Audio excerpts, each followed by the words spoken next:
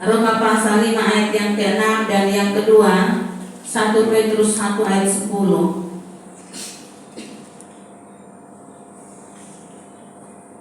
Roma pasal 5 ayat 6 kita tanda memang dengan 1 Petrus pasal 1 ayat 10. Semua sudah dapat? Menghormati firman Allah sejemput kita berdiri. Karena masing-masing bagian hanya satu ayat, kita akan baca bersama-sama. Roma 5 ayat 6, 2, 3. Karena waktu kita masih lemah, Kristus telah mati untuk kita orang-orang durhaka pada waktu yang ditentukan Allah. Ya, 1 Petrus pasal 1 ayat yang ke-10. 2, 3. Keselamatan itulah yang diselidiki dan diteliti oleh nabi-nabi yang telah bernubuat tentang kasih karunia yang diuntukkan bagimu. Demikian firman Allah, silakan duduk. Kata Tuhan Yesus, yang berbahagia adalah setiap orang yang mau memelihara firman Allah di dalam hidupnya, merenungkan siang dan malam, karena waktunya sudah sangat dekat. Shalom. Shalom. Puji nama Tuhan ya. Kita bersyukur Tuhan pimpin kita di bulan yang baru, minggu yang pertama. Kita ada hanya karena kemurahan Tuhan, anugerah Tuhan ya. Baik, hanya karena anugerah Tuhan kita juga dilayakkan untuk bertemu ya, beribadah bersama dan mendengarkan firman Tuhan ya. Terima kasih Mama Lina untuk kesempatan sore hari ini.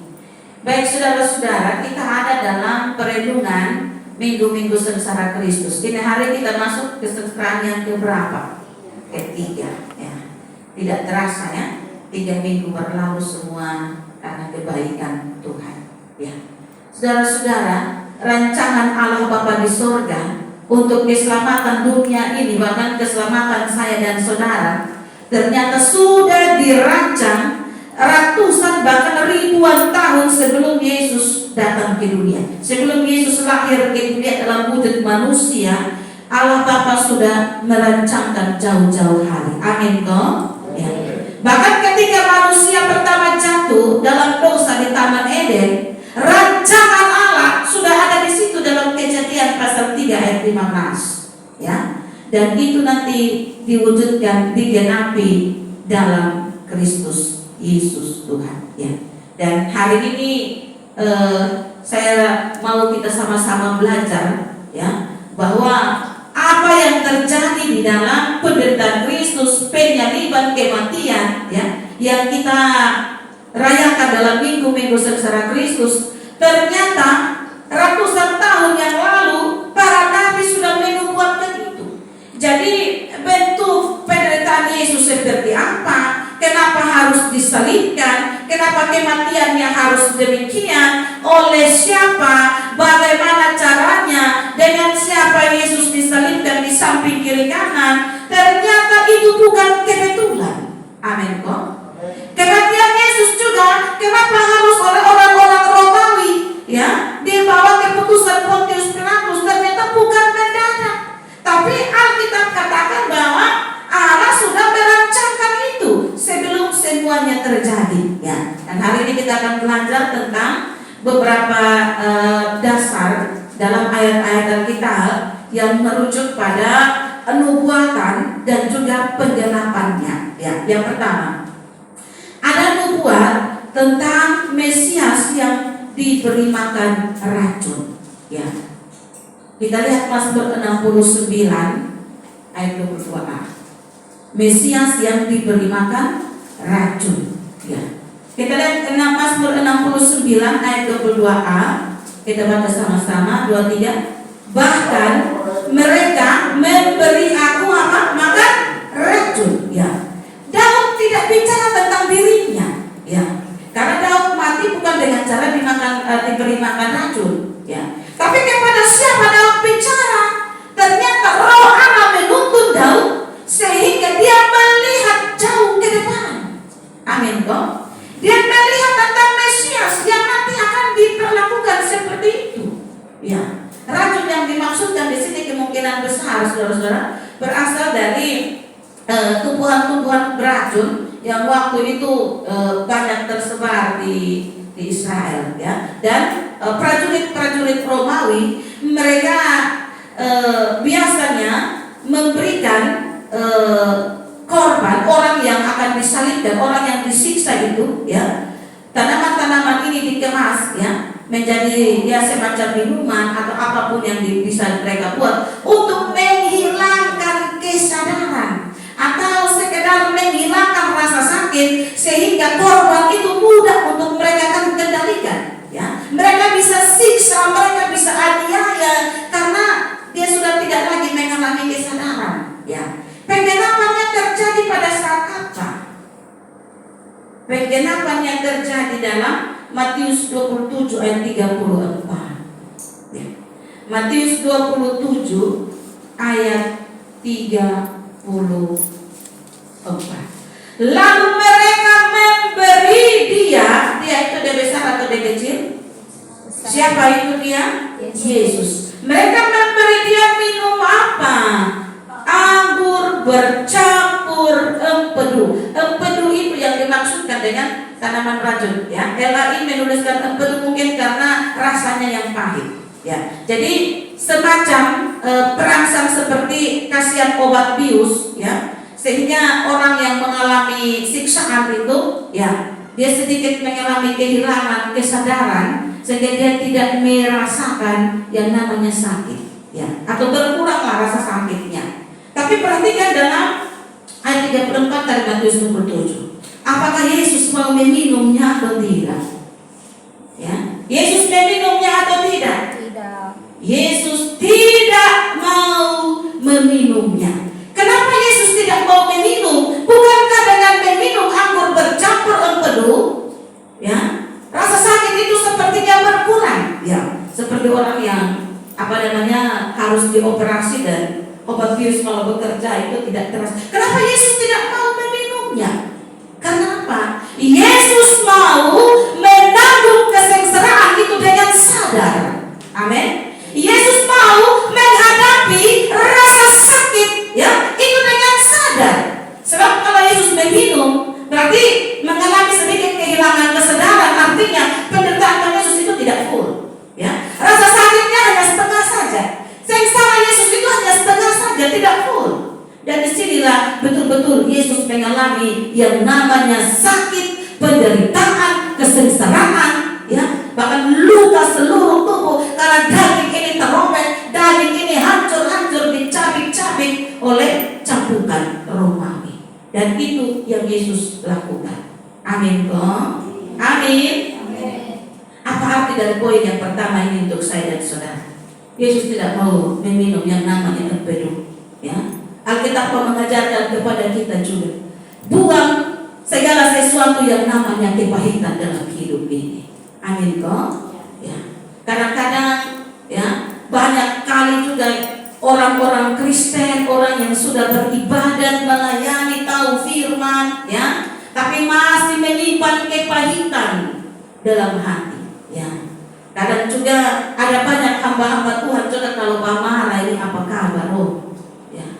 Orang persekutuan doa juga tapi marah, simpan kepahitan. Nah, ini yang Alkitab katakan, Yesus sendiri tidak mau meminum. Yesus menolak. Karena itu firman Tuhan bilang apa? Buanglah segala kepahitan.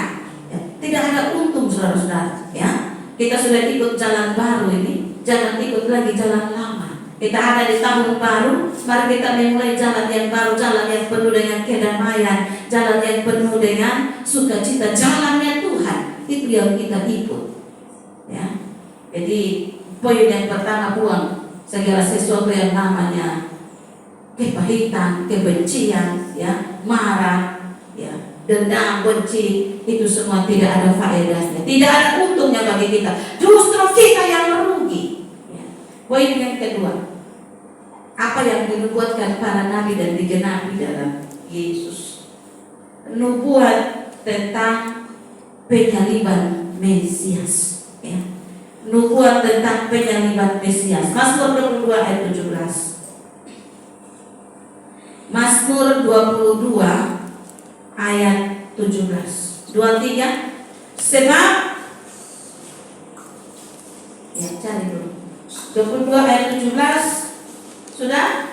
Ya, 23. Sebab anjing-anjing mengerumuni aku, gerombolan penjahat mengepung aku, mereka menusuk tangan dan kakiku. Sekali lagi Daud bukan bicara tentang dirinya, karena Daud mati bukan dengan cara ditusuk tangan dan kakinya, tapi dia mati dalam keadaan usia yang sudah tua, ya, dan dia mati secara baik-baik. Dia ditangisi oleh seluruh rakyat kerajaan Israel, ya. Alkitab katakan istilah menusuk tangan dan kaki berarti bicara tentang penyaliban. Karena dalam hukuman penyaliban, tangan ditusuk oleh paku, kaki juga ditusuk oleh paku, dan itu digenapi. Ya. Menarik saudara-saudara, kenapa harus lewat cara penyaliban, bukan dengan cara yang lain? Karena Yesus bisa mati dengan cara yang lain, tapi kenapa yang dipilih Allah atau yang dipilih Yesus harus lewat kematian itu, lewat penyaliban? Padahal penyaliban ini bukan hukuman matinya orang Yahudi. Hukuman mati orang Yahudi itu dirajam dengan batu sampai mati, dilempari batu sampai mati. Ya.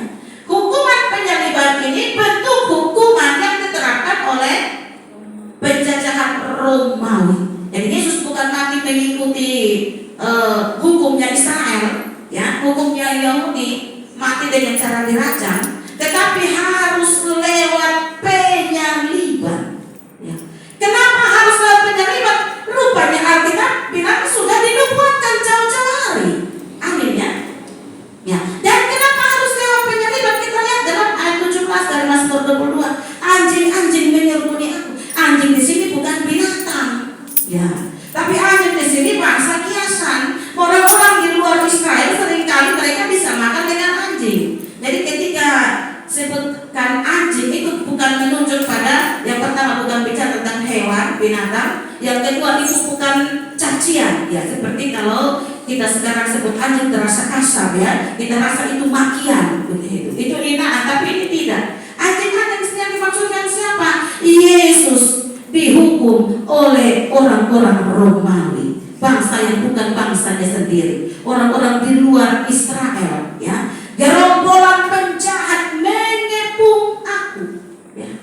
Kenapa harus melalui penyaliban? Kenapa harus tidak mati dengan cara yang lebih baik, ya, dari penyaliban? Penyaliban itu cara yang paling sadis, ya, yang paling sengsara, yang paling mengerikan. Karena apa, Bapak Mama? Sebelum disalibkan, korban itu dia harus dicabut, disiksa, dia harus mengalami penderitaan, dia harus dianiaya dulu, baru kemudian disalibkan, ya. Sebenarnya bisa melalui kematian melalui cara yang lain, ya. Tetapi bukankah Alkitab berkata dalam Ibrani 9 ayat 22 bahwa tanpa penumpahan darah tidak ada apa? Pengampunan. Nah, kalau Yesus memilih mati dengan cara dirajam, berarti tidak semua darah ditumpahkan, ya kan? Ya, mati dirajam atau mati di tiang gantungan atau mati dengan cara distrom listrik, tidak semua darah tertumpah. Bagaimana supaya darah itu tertumpah keluar? Hanya lewat penyiksaan dalam penyaliban.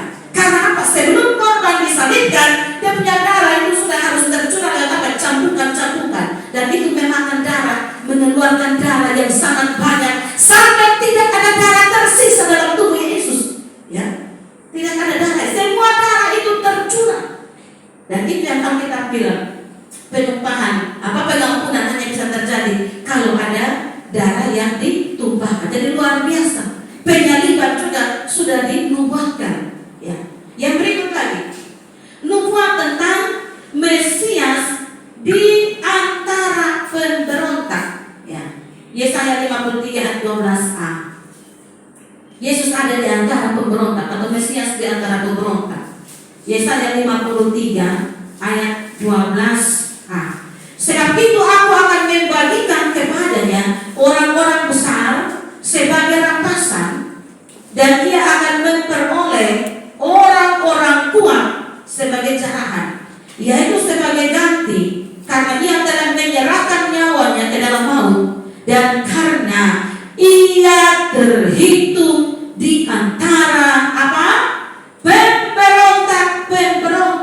Dan kapan ini digenapi? Ya, digenapi pada saat Yesus disalibkan bersama dengan dua orang penjahat, dua orang penyamun, kata Alkitab, di sebelah kiri Yesus dan di sebelah kanan Yesus. Ya, pengenapannya dalam Matius 27 ayat 38. Matius pasal 7 ayat yang ke-27 ayat 38 berkata, bersama dengan dia disalibkan dua orang penyamun, seorang di sebelah kanan dan seorang di sebelah kirinya. Ternyata bukan kebetulan juga, ya. Kedua penjahat ini dikirim untuk dibawa ke Golgota, disalibkan bersama dengan Yesus.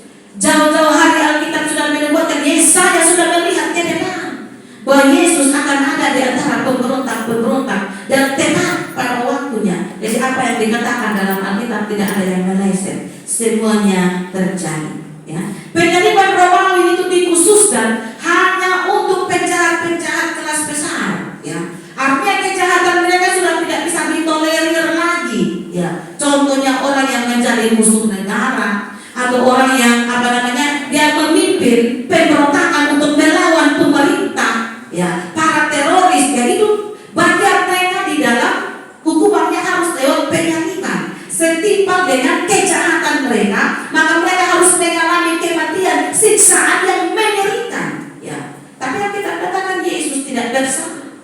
Pengadilan demi pengadilan membuktikan, mulai dari pengadilan Hanas dari Getsemani dibawa kepada Hanas, tidak ada kesalahan yang ditemukan pada Yesus. Lalu kembali ke Kayafas. Ya. Hanas itu mertua dari Kayafas. Hanas itu dia sudah pensiun dari imam besar. Ya, harusnya dia tidak punya hak lagi untuk mengadili Yesus karena dia sudah pensiun. Tapi itulah ya yang terjadi. Kayafas sudah bilang dia tidak temukan kesalahan. Lalu dia over lagi kepada Pilatus. Sampai ke Pilatus periksa, dia teliti dengan sedetail mungkin, cari kesalahan-kesalahan Yesus, bawa saksi-saksi dusta. Tapi tetap Pilatus bilang kamu tidak mendapati kesalahan. Lalu Pilatus over lagi pengadilan itu ke Herodes. Sampai di Herodes juga Herodes periksa dengan teliti, ternyata tidak ada kesalahan pada Yesus. Lalu Herodes mengembalikan Yesus kepada Pilatus. Tapi karena desakan orang Yahudi, akhirnya Pilatus menjatuhkan final keputusan kematian harus lewat sana. Tetap bukan kebetulan, semua ternyata dirancang jauh-jauhan. Karena kita katakan Yesus terhitung di antara pemberontak-pemberontak. Harusnya menyadarkan saya dan saudara, kita yang harusnya ada di atas kayu salib itu. Amin toh? Karena kita ini pemberontak. Setiap hari kita berontak lewat pikiran, ya, lewat perkataan, lewat tindakan, lewat sikap, perilaku kita berontak. Ya. Firman Tuhan datang tapi kita tidak mau dengar, bukankah itu kita berontak? Firman Tuhan datang tegur kita tapi kita tolak, itu bukankah itu pemberontakan? Ya. Firman Tuhan ajak untuk bertobat tapi kita masih senang hidup dalam kedagingan, dalam dosa-dosa favorit, bukankah itu pemberontakan? Yesus mengambil alih itu semua supaya apa? Kita sadar dalam perenungan minggu sengsara Kristus. Buang semua pemberontakan kita. Buang semua kekerasan kita. Buang segala sesuatu dalam hidup kita yang tidak berkenan dan tidak memuliakan Allah. Ya. Yang berikut, yang keempat, apalagi yang dinubuatkan para nabi dan digenapi. Ya. Nubuat tentang Mesias yang berdoa bagi para pemberontaknya. Yesaya 53 ayat 12b. Sekalipun ia menanggung dosa banyak orang dan berdoa untuk siapa? Pemberontak. Dan nubuat tentang doa Mesias ini untuk orang-orang yang memberontak, orang-orang berdosa, digenapi saat di kayu salib. Yesus berdoa bagi orang-orang yang menyalibkannya. Penggenapannya dalam Lukas 23 ayat 34a. Lukas 23 ayat 34a, Yesus berkata, "Ya Bapa, ampunilah mereka, sebab mereka tidak tahu apa yang mereka perbuat." Luar biasa. Tuhan Yesus berdoa kepada Bapa agar Bapa mengampuni orang-orang yang sudah menganiaya, orang-orang yang sudah mengolok, menghujat, menyalibkan, mencambuknya. Tuhan Yesus tidak berdoa agar orang-orang itu dihukum oleh Bapa, tapi Tetapi dia berdoa supaya Bapa mengampuni, dan dia minta belas kasihan Bapa. Amin kok. Ini mengajarkan kepada saya dan saudara untuk setiap saat lepaskan yang namanya pengampunan. Ya. Karena Tuhan Yesus tidak hanya mengajarkan tentang pengampunan atau memberi perintah kamu harus mengampuni, tetapi di kayu salib teladan itu dia tunjukkan langsung, dia buktikan langsung dengan pengampunan. Kita hidup sampai hari ini hanya karena pengampunan Allah. Ya. Sampai mati pun kita orang-orang yang berhutang, kita tidak bisa balas. Ya. Contohnya perumpamaan tentang talenta itu, ya, tentang pengampunan yang di Matius 18 ayat 21 sampai 35. Ada yang hutang 10.000 talenta dan hutang 100 dinar. Tapi yang 10.000 talenta itu kita bilang karena dia memohon belas kasihan raja, maka timbullah belas kasihan kepada raja. Waktu dia sujud menyembah, maka raja hapus surat hutangnya dan dia dibebaskan. Kita yang sudah mengalami pengampunan dari Allah, kita juga wajib mengampuni orang-orang yang ada di sekitar kita. Entah siapa yang salah duluan, entah mereka yang salah, entah kita yang salah, tapi Alkitab bilang pengampunan harus diberikan, ya. Karena dasarnya kita sudah diampuni oleh Allah. Ya. Apalagi nubuat tentang Mesias, ya. Nubuat tentang pakaian Mesias yang dibagi-bagi, ya. Kita lihat dalam Mazmur 22 ayat 19. Mazmur 22 ayat 19. Mereka membagi-bagi pakaianku di antara mereka, dan mereka membuang undi atas jubahku, ya. Dan nubuat ini digenapi oleh para prajurit Romawi setelah mereka salibkan Yesus, ya. Yohanes 19 ayat 23-24. Itu perkenapannya ada di situ. Sesudah para prajurit itu menyalibkan Yesus, mereka mengambil pakaiannya lalu membaginya menjadi 4 bagian, untuk tiap-tiap prajurit 1 bagian, dan jubahnya juga mereka ambil. Jubah itu tidak terjahit, dari atas ke bawah hanya 1 tenunan saja. Karena itu mereka berkata seorang kepada yang lain, janganlah kita membaginya menjadi beberapa potong, tetapi baiklah kita membuang undi untuk menentukan siapa yang mendapatnya. Demikianlah hendaknya, supaya genaplah yang ada tertulis dalam kitab suci. Mereka membagi-bagi pakaianku di antara mereka, dan mereka membuang undi atas jubahku. Hal itu telah dilakukan prajurit-prajurit itu. Jadi bukan kebetulan para prajurit yang salibkan Yesus itu bagi-bagi pakaian Yesus atau jubah Yesus, mereka ambil dan mereka undi. Tapi Alkitab katakan sudah dinubuatkan, ya, ratusan tahun sebelum itu terjadi, ya. Pakaian Yesus dibagi, jubahnya diambil, ya. Itu suatu perbuatan yang mempertontonkan, mempermalukan, ya, korban yang disalibkan itu. Karena pakaiannya dilucuti semua. Gambar-gambar yang kita lihat di penyaliban itu ada kain yang ditutupi pada bagian, tetapi sebenarnya itu tidak ada. Ya. Yesus sangat dipermalukan, ya. Karena penyiksaan penyaliban itu seperti demikian. Apa arti buat kita saudara-saudara lewat bagian ini? Ya. Pakaian Yesus dibagi-bagi, jubahnya diundi. Artinya apa? Supaya saya dan saudara mendapatkan jubah kemuliaan dari Tuhan. Amin, ya. Kita mendapatkan jubah yang baru, pakaian yang baru, yaitu hidup yang baru. Dalam kuasa Roh Kudus kita dilahirkan menjadi ciptaan baru, ya. Karena dalam dosa di Taman Eden, waktu Adam dan Hawa sadar mereka buat dosa, waktu mereka tahu mereka telanjang, ya, apa yang terjadi? Allah tidak membiarkan mereka dipermalukan. Allah tidak membiarkan mereka telanjang, ya. Karena telanjang mereka bersembunyi dari Allah. Tetapi Allah datang, Alkitab bilang Allah membuat pakaian untuk mereka. Lewat apa? Kulit binatang, ya. Waktu ambil kulit binatang, artinya binatang itu harus dibunuh dulu,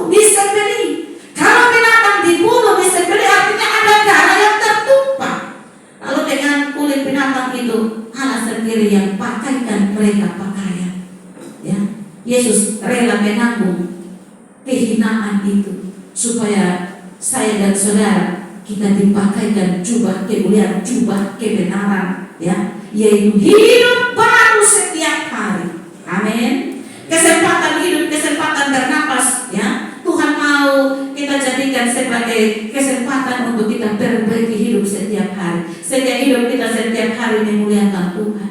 Hidup kita setiap hari hanya menyenangkan hati Tuhan. Karena apa? Terhadap penderitaan hadapan Yesus, kesengsaraan, kematian, penebusan, pengorbanan Yesus, kita tidak bisa bebas. Tapi apa yang bisa kita buat untuk menyenangkan hati Yesus, ya? Selain kita bertobat sungguh-sungguh, selain kita hidup baru, supaya hidup kita menjadi ciptaan baru, Roh Kudus. Yang keenam, nubuat Mesias, ya, nubuat tentang Mesias yang diolok-olok. Kita lihat ayat pembuatannya dalam Mazmur 22 ayat 8 dan 9, ya. Mesias yang diolok-olok, Mazmur 22 ayat 8 dan 9. Semua yang melihat aku mengolok-olok aku. Mereka mencibirkan bibirnya, menggelengkan kepalanya. Ia menyerah kepada Tuhan. Biarlah dia yang meluputkannya, biarlah dia yang melepaskannya. Bukankah dia berkenan kepadanya? Penggenapannya di dalam Matius 27 ayat 39-40. Orang-orang yang lewat di sana menghujat dia dan sambil menggelengkan kepala. Ayat 40, mereka berkata, hai engkau yang mau merubuhkan bait suci dan mau membangunnya kembali dalam 3 hari, selamatkanlah dirimu. Jikalau engkau anak Allah, turunlah dari salib itu. Ayat 43, ia menaruh harapannya pada Allah. Baiklah, Allah menyelamatkan dia, jikalau Allah berkenan kepadanya, karena ia telah berkata, aku adalah anak Allah. Ya. Jadi olok-olokan yang dialami Yesus jauh-jauh hari ternyata sudah dinubuatkan dan digenapi. Saudara-saudara, peristiwa penyaliban waktu itu, ya, waktu korban ini dia pikul, dia punya kayu pala, ya. Nanti yang bagian horizontalnya, vertikal, horizontalnya sudah ada di tiang gantungan sana di Bukit Golgota. Vertikal itu yang nanti dipikul, ya, untuk dibawa ke sana. Sepanjang perjalanan dari Yerusalem sampai ke Golgota, jaraknya 3 km lebih. Sepanjang perjalanan itu semua orang keluar untuk nonton. Bahkan mereka bukan hanya nonton karena belas kasihan, tapi mereka juga boleh ikut ambil batu dan lempar, boleh ikut ambil kayu dan pukul, boleh ikut meludahi, boleh ikut olok, boleh ikut menghina, mengejek, mencaci maki sepanjang jalan, Bapak Mama. Bayangkan, ya, Yesus diolok-olok, dia dipermalukan menjadi tontonan menarik orang banyak. Jadi bukan hanya prajurit Romawi saja yang dengan kejam, tetapi juga Alkitab mau katakan bahwa siapapun di situ juga ikut bisa melakukan apa saja seenaknya, ya. Apa arti rohani bagi saya dan saudara dalam pengiringan kita kepada Tuhan, ya, dalam komitmen kesetiaan kita untuk ikut Tuhan pikul salib, tidak gampang. Kita juga bukankah menuai banyak olokan dari orang-orang yang ada di sekitar kita. Amin, ya. Olokan bisa datang dari, pertama bisa dari keluarga, ya. Suami yang belum bertobat bisa jadi dia orang pertama yang mengolok, atau istri yang belum bertobat bisa jadi dia orang pertama yang mengolok, atau orang tua yang belum bertobat ketika anak melayani Tuhan, ya, dia bisa jadi orang yang mengolok, atau keluarga yang lain, ataupun tetangga, lingkungan bisa menjadi pengolok, ya. Teman-teman kita, ya, dimanapun kita berada, banyak orang yang bisa mengolok, ya. Apalagi tiba-tiba orang bertobat yang dulunya dia dia ada dalam kumpulan itu, lalu tiba-tiba dia tinggalkan kumpulan itu dan dia bertobat, pasti dia juga menuai olok-olokan, cibiran. Itu dikatakan mereka mencibir, menggeleng-gelengkan kepala. Tapi saya mau bilang kepada saya dan saudara, Tuhan Yesus sudah mengalaminya. Karena itu jangan takut ketika kita mengalami itu. Amin kok. Maju terus, pantang mundur. Ya. Tetap setia pada komitmen kita. Bertobat sungguh-sungguh, jangan kembali lagi ke belakang. Ya. Pelayanan juga sungguh-sungguh, maju terus apapun tantangan yang ada, apapun hambatan, apapun bentuk olok-olokan orang. Ya. Tidak usah lihat ke kiri dan ke kanan, tapi fokus kita hanya kepada Yesus. Fokus kita kepada upah yang sudah Dia sediakan bagi kita di sana. Amin. Yang berikut, yang ketujuh, nubuat apa lagi yang disampaikan oleh para nabi, 3 nabi dalam diri Yesus? Mesias yang merasa ditinggalkan oleh Allah. Mesias yang merasa ditinggalkan oleh Allah. Mazmur 22 ayat yang ke-2. Allahku, Allahku, mengapa engkau meninggalkan aku? Aku berseru, tetapi engkau tetap jauh dan tidak menolong aku. Ya. Penggenapannya gimana? Matius 27 ayat 46. Matius 27 ayat 46, kira-kira jam 3. Berserulah Yesus dengan suara nyaring, Eli, Eli, lama sabachthani? Artinya, Allahku, Allahku, mengapa engkau meninggalkan aku? Saudara, ini adalah penderitaan terbesar yang pernah terjadi di dunia. Ya. Bagi Yesus ini bukan sekedar penderitaan fisik. Yesus bukan berseru karena sakitnya fisik, luka seluruh tubuh, hancur-hancuran, babak belur. Bukan. Ini juga bukan sekedar tekanan atau penderitaan psikologis, tetapi lebih dari itu, ini penderitaan secara rohani yang hanya bisa dialami oleh Yesus yang tidak berdosa. Karena apa? Untuk beberapa saatnya Yesus harus terpisah dari Bapa. Amin. Karena Yesus katakan, aku dan Bapa adalah satu. Tetapi karena menanggung dosa saya dan saudara, karena ini menanggung dosa seluruh isi dunia, segala kesalahan kita ditimpakan kepada Yesus. Yesus yang tidak berdosa dibuat menjadi dosa. Ya. 2 Korintus 5 ayat 21. Mari kita baca ayat ini. 2 Korintus pasal 5 ayat 21. Ya, saya mau sudah dapat.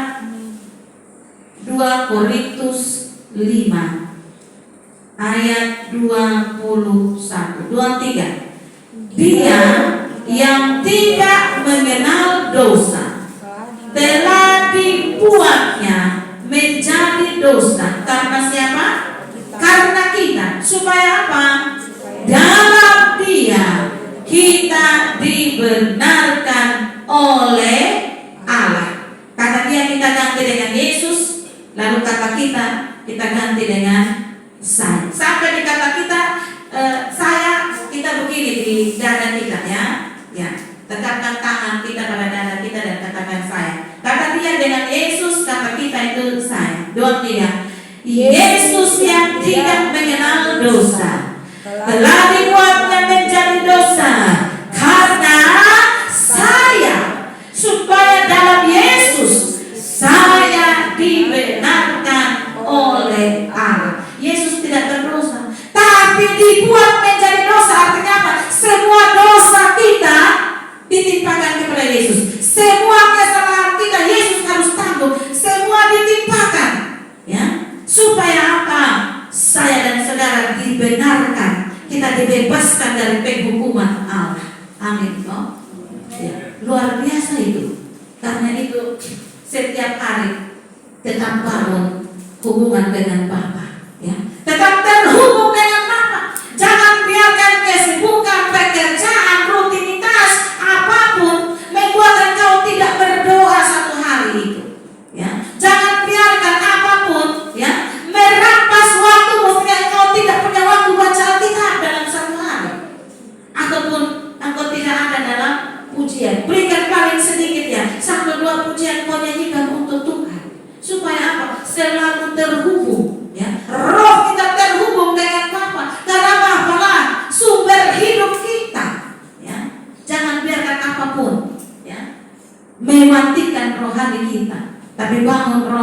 kita dengan Tuhan, supaya roh kita tetap hidup selama-lamanya. Roh kita terhubung, roh kita ya terus menikmati Tuhan, roh kita mengalami Tuhan setiap saat.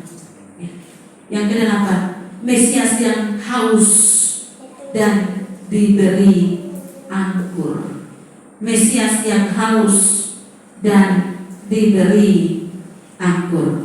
Mazmur 69 ayat 22b. Pada waktu aku haus, mereka memberi aku minum anggur asam. Ya. Pengharapannya ada dalam Yohanes 19 itu ayat 28 sampai 29. Sesudah itu karena Yesus tahu bahwa segala sesuatu telah selesai, berkatalah ia supaya genaplah yang ada tertulis dalam kitab suci, aku haus. Di situ ada suatu bekas penuh anggur asam. Maka mereka mencucukkan bunga karam yang telah dicelupkan dalam anggur asam pada sebatang hisop, lalu menunjukkannya ke mulut Yesus. Ya. Anggur asam, ya. Harusnya mereka beri Yesus itu anggur yang baik, anggur yang masih baru, anggur yang manis. Ya. Saya kasih contoh tentang tuak manis. Semua pernah minum tuak manis toh? Pernah. Ya. Kalau waktu iris dari pohon baru minum itu rasanya segar, enak, manis. Tapi kalau diminum pada jam 12 siang, asam dan tidak bisa minum lagi karena dia sudah dicuka itu. Ya. Bayangkan kenapa mereka memberikan Yesus anggur asam, ya?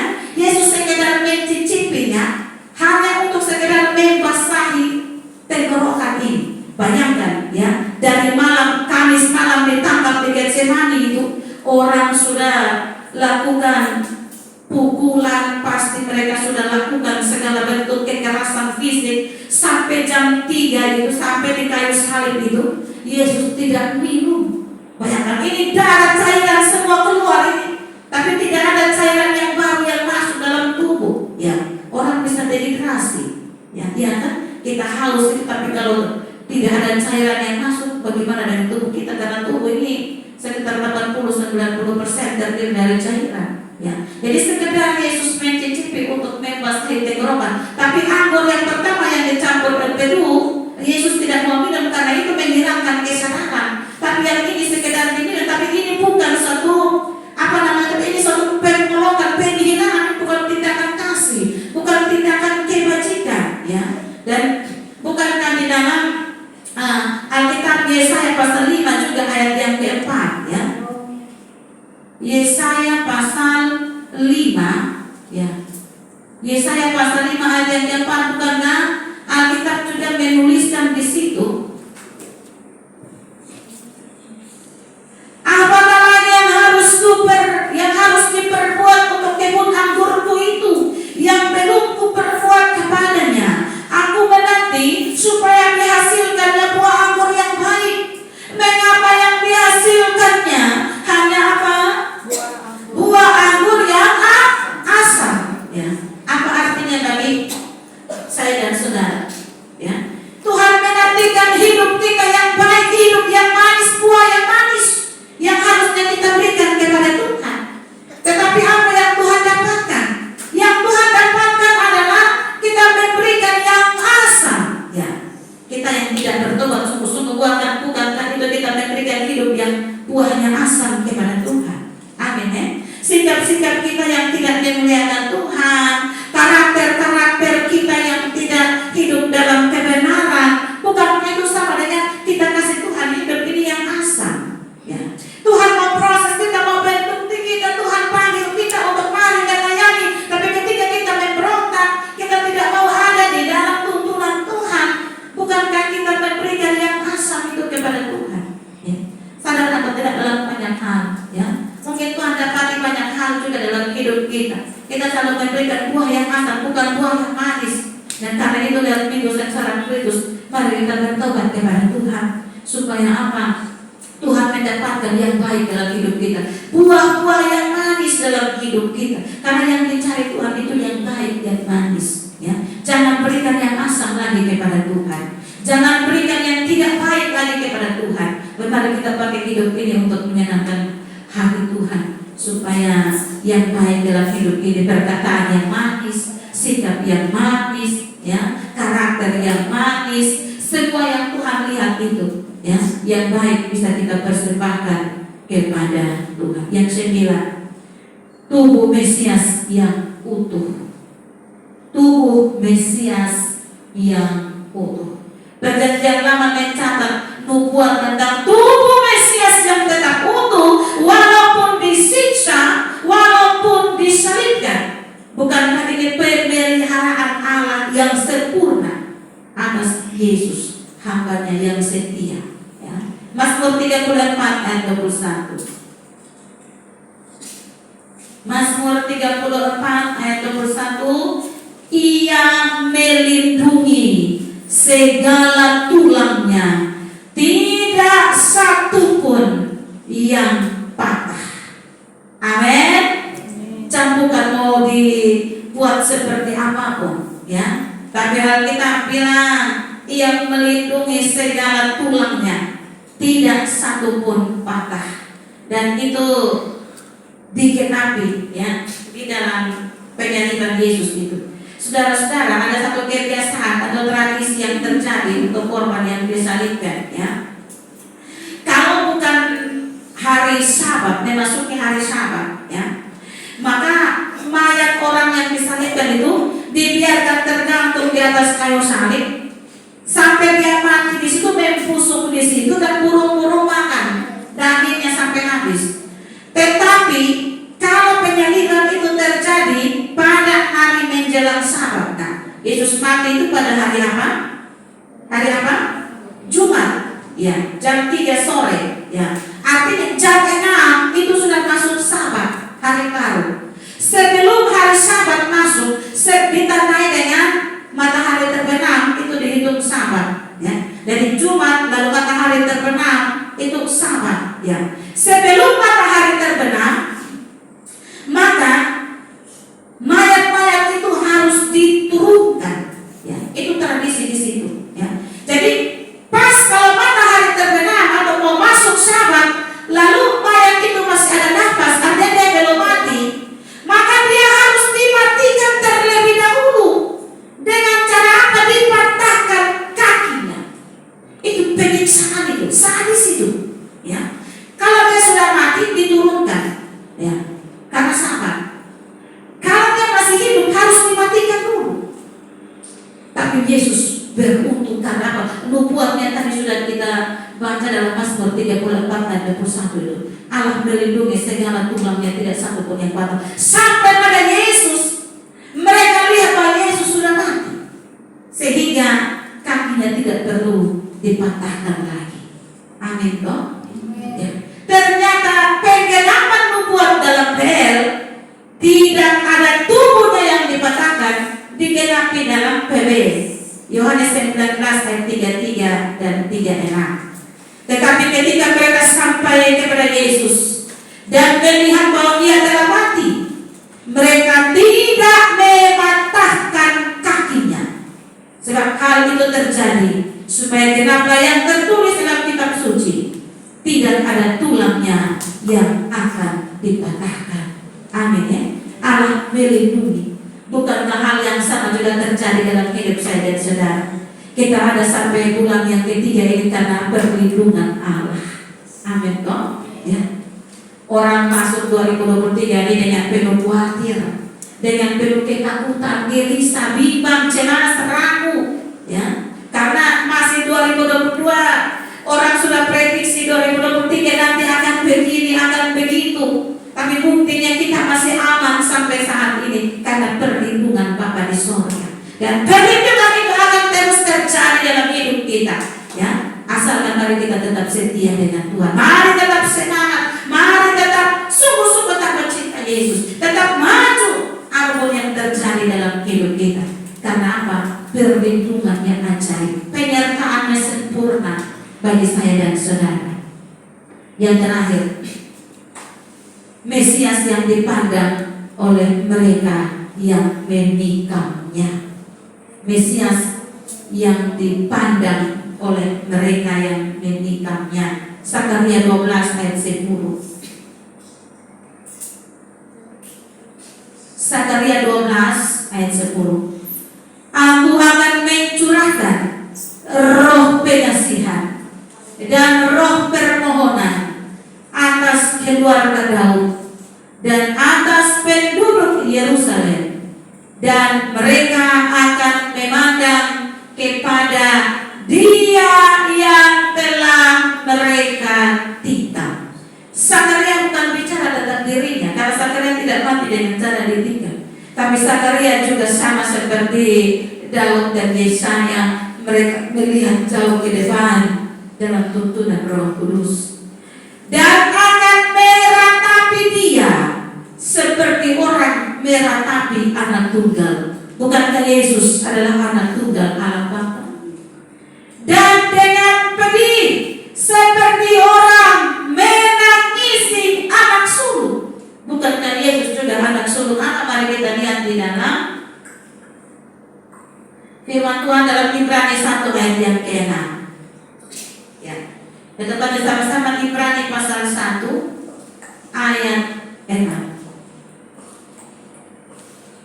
Ibrani 1 ayat ke-6 sudah 23.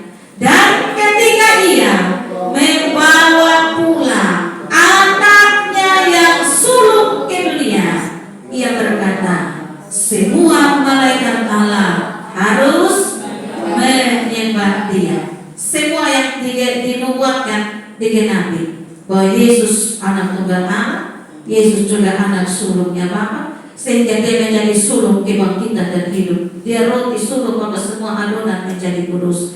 Karena Dia sulung kebangkitan dan hidup, maka ada pengharapan bagi saya dan saudara untuk mengalami kebangkitan nanti. Amin ya. Ya, dan kita akan mendapatkan tubuh yang baru karena Yesus sulung kebangkitan dan hidup ya. Dan Alkitab katakan digenapi di dalam Yohanes 19 ayat 34 37 ya. Untuk memastikan kematian Yesus, prajurit Romawi menikam Yesus di lambungnya sehingga keluar darah dan air. Dan itu disaksikan orang banyak. Ayat 34 dari Yohanes 19. Tetapi seorang dari antara prajurit itu menikam lambungnya dengan tombak dan segera mengalir keluar darah dan air. 37. Dan ada pula ras yang mengatakan, mereka akan memandang kepada Dia yang telah mereka tikam. Ya, lambung Yesus keluar apa? Darah dan air. Artinya apa? Tidak ada lagi apa? Darah semua sudah tercurah, tidak ada yang tersisa lagi di dalam tubuh. Ya, hal ini mau bicara tentang apa bagi kita?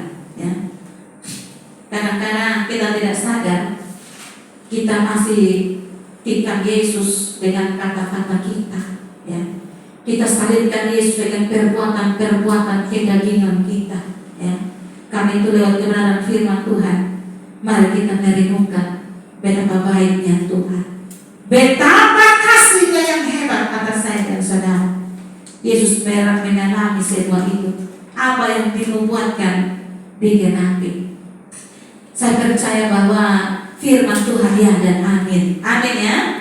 Hidup kita juga sudah ada dalam nubuatan-nubuatan Allah dan digenapi saat ini ya. Kita bisa bertemu, beribadat, menjadi satu keluarga Allah karena penggenapan ya. Dulunya kita tidak saling kenal, yang satu di utara, di timur, di barat, di selatan, tapi kita bisa jadi satu keluarga di Elohim. Bukankah itu penggenapan? Amin kok ya. Bahkan hidup kita menggenapi firman Allah. Ada pujian yang bilang, hidupku menggenapi firman-Mu ya. Kita hidup ini karena apa? Karena masih ada tujuan Tuhan dalam hidup ini ya. Tanda-tanda di sekitar kita ya. Ada gunung yang pindah di Takari, semua sudah ditemukan. Yesaya 54 ayat 10 sudah omong itu, bahwa sekalipun gunung-gunung beranjak, bukit-bukit bergoyang dan digenapi. Semua yang ada ini karena penggenapan. Artinya apa? Jangan main-main lagi dengan waktu ini. Waktunya sudah terlalu dekat, sudah terlalu singkat. Tinggal sisa-sisa waktu yang kita jalani ini Bapak Mama. punya banyak waktu lagi untuk kita bermain-main dengan dosa. Kita tidak punya banyak waktu lagi untuk kita berlambat-lambat. Tapi segera mari kita datang kepada Tuhan. Setiap hari minta Roh Kudus mengakhir barukan kita. Saya ingat kisah Lot, ya. Ketika mereka berlambat-lambat, Alkitab bilang malaikat Tuhan bilang cepat sudah, api dan belerang mau turun ini, murka Allah, hukuman mau dijatuhkan. Tapi Alkitab bilang waktu Lot berlambat-lambat, malaikat Tuhan tarik tangan mereka. Saat yang sama juga saya mau bilang jangan kita terlambat-lambat. Mari kita bersegera, mari kita bersiap-siap, benahi hidup kita, perbaiki hidup kita jadi lebih baik. Karena apa? Waktunya akan datang segera. Tidak lama lagi Tuhan akan datang. Mari kita tutup Alkitab kita. Kita pejamkan mata kita sesaat. Kita mengucap syukur untuk firman Allah. Kita bersyukur untuk pelajaran rohani yang indah yang Tuhan ajarkan dan ingatkan kepada kita, merefleksikan minggu-minggu